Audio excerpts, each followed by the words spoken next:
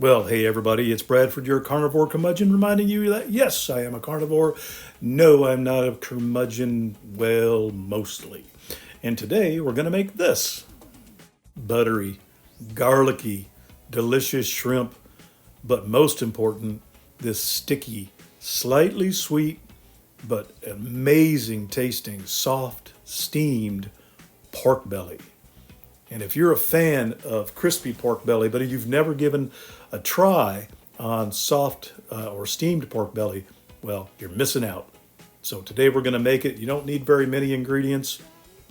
Some chicken stock, some spices, some green onions, and it says liquid aminos there, but I got to tell you, I did not use that liquid aminos. It's a soy product. I used this coconut aminos, which has just a very slight sweet taste because it's made out of coconut, but it makes a great exchange for soy sauce. So first up, I've got some pork belly, and this is skin on pork belly. I had to go to a Chinese market to find this because they do not sell it in any of the 4 or 5 regular grocery stores that I go to. I can get all kinds of pork belly that doesn't have the skin on it, but for this, the key to this recipe is skin on pork belly. It's really a beautiful cut of meat, and the thing about pork belly is it's more versatile than just bacon, and bacon is awesome. I gotta tell you, I love some bacon, but this is just a little bit different. One of my most popular videos is actually for a crispy pork belly made with brown butter. But I had been seeing some things in various places on social media and came across some steamed pork belly, and I wanted to give it a try.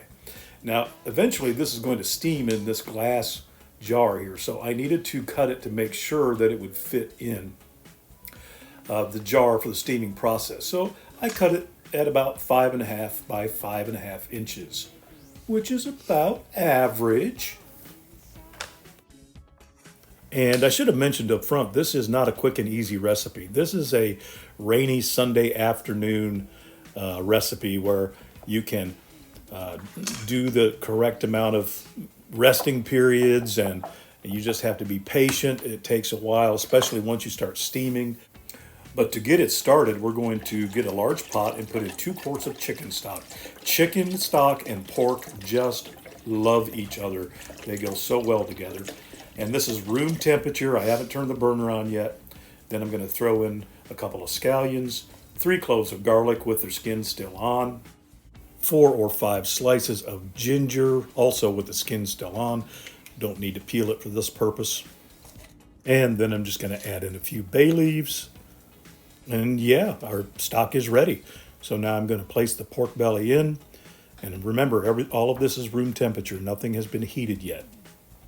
And I didn't do it here. I should have put it in skin side down to get it started. But I'm going to flip it a few times while this is boiling away. So that won't matter. Now, I'm going to turn the burner on. At this point, I'm going to turn it up to medium-high and get the boiling process started. And once it starts to boil, we're going to set the timer for 30 minutes. 30 minutes is up. After turning it a few times during that 30 minutes, we're going to cut the heat off, take that braising liquid off of the burner altogether, and transfer the pork belly to a plate.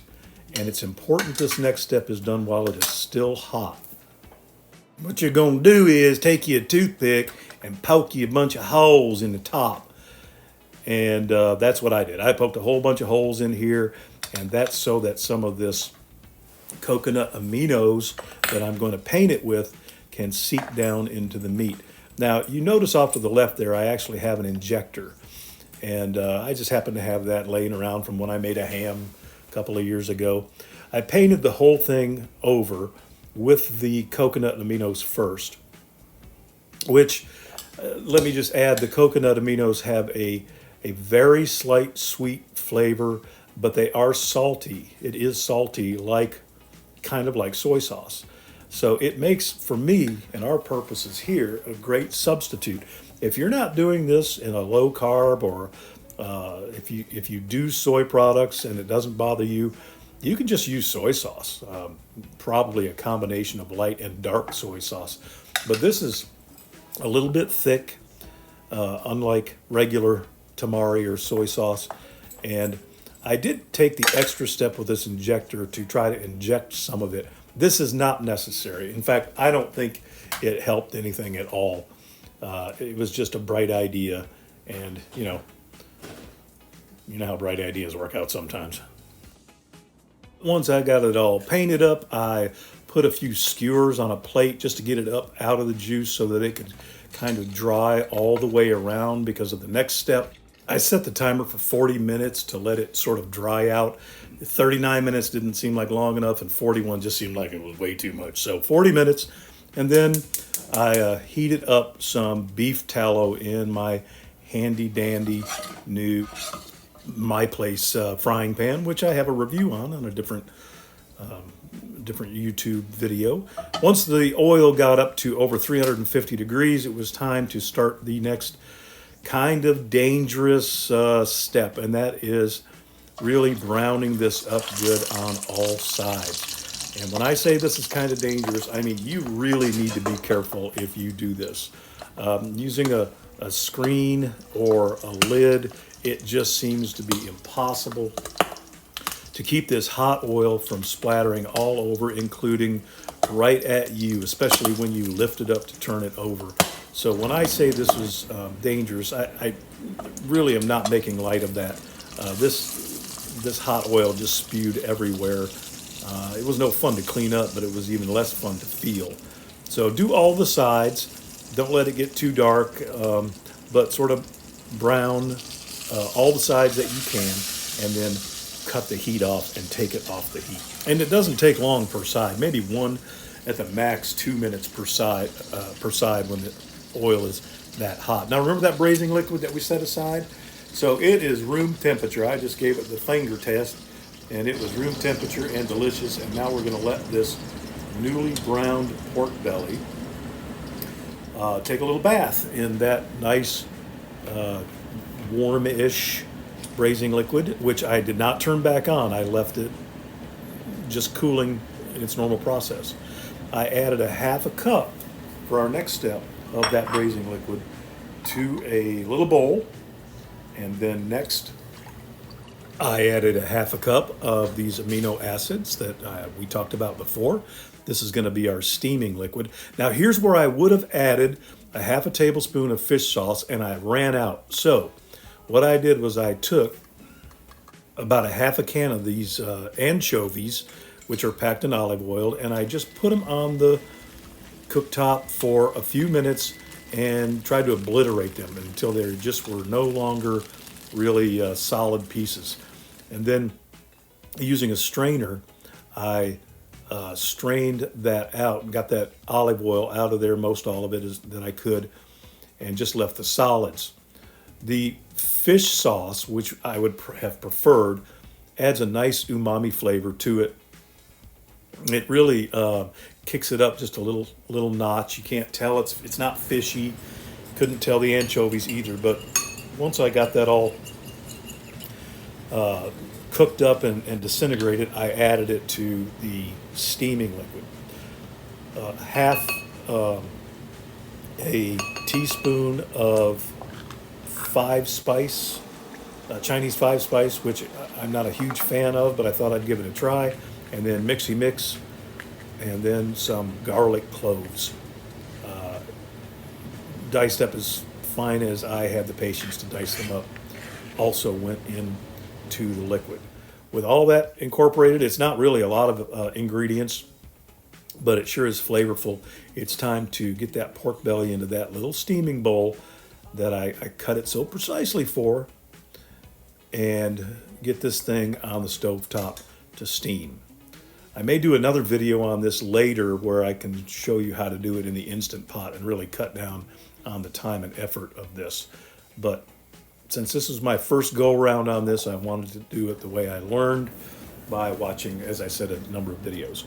So in a separate pot, just because I wanted to use a separate pot, I put that braising liquid in for my steaming liquid and put a trivet in.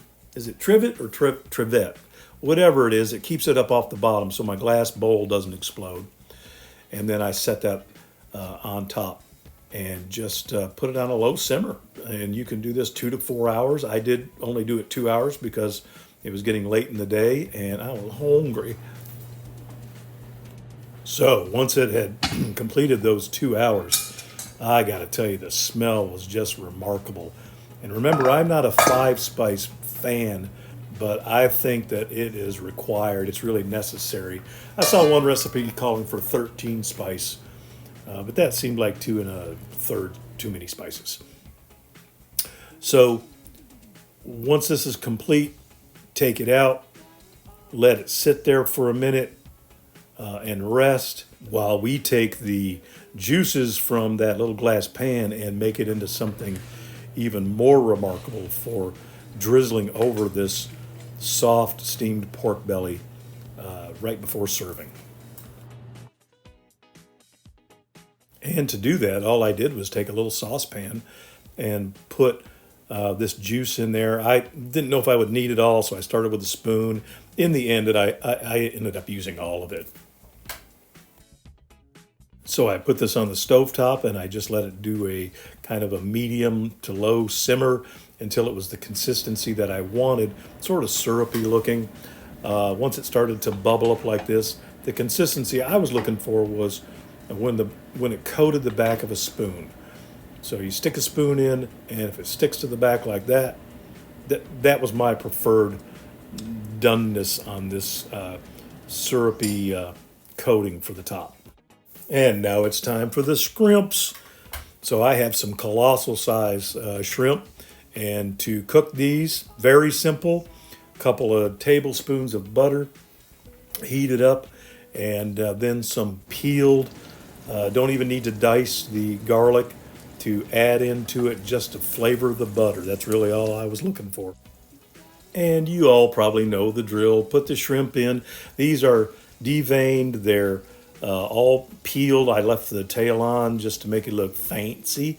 And, a couple of 2-3 minutes on one side, they start turning pink on the bottom, and it's time to flip them. And oh my goodness, now it's time. The big payoff after all that boiling and frying and resting and cooking. And this is what it's all about right here. This just absolutely delicious shrimp. That sauce is, like I mentioned a moment ago, it's so simple, but for me personally, just some shrimp and some garlic butter makes for an amazing tasting shrimp. The best part about eating shrimp in my house is I'm the only one that'll eat it.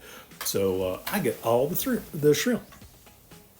Next, I'm going to take that pork belly. Here is your choice. You can either slice this in real thin strips, or you can really slice it however you like. Now, for this particular purpose, I decided to cut it into chunks. And that skin has got this great crunchy texture, while the rest of it is just gelatinous and so very tender. My goodness, I can't tell you how the flavor jets in the back of my jaw were going off just while I was cutting this. But here comes the money right here.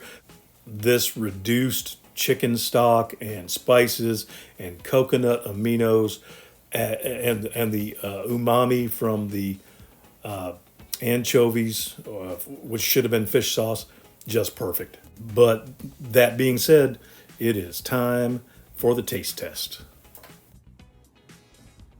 Okay, first of all, I can say right now, there's no way I can eat all of this. It is much too rich, but it looks delicious. So going for shrimp first.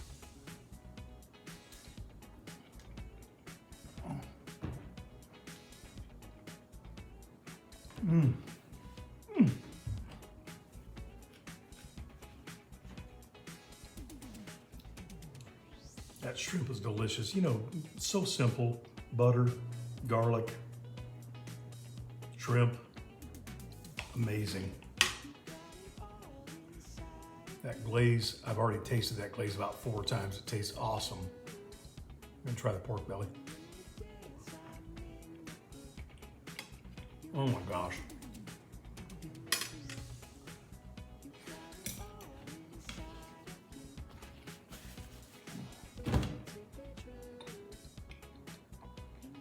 I only ate about half of this, but it was fantastic. And there you have it. Some delicious, amazing, tender, so unctuous shrimp in buttery garlic sauce and some steamed pork belly. So I hope that you enjoyed this video. I would encourage you to give it a try. And if you liked it, give it a thumbs up if you want to, and don't if you don't. But I do appreciate you watching, and I hope to see you next time.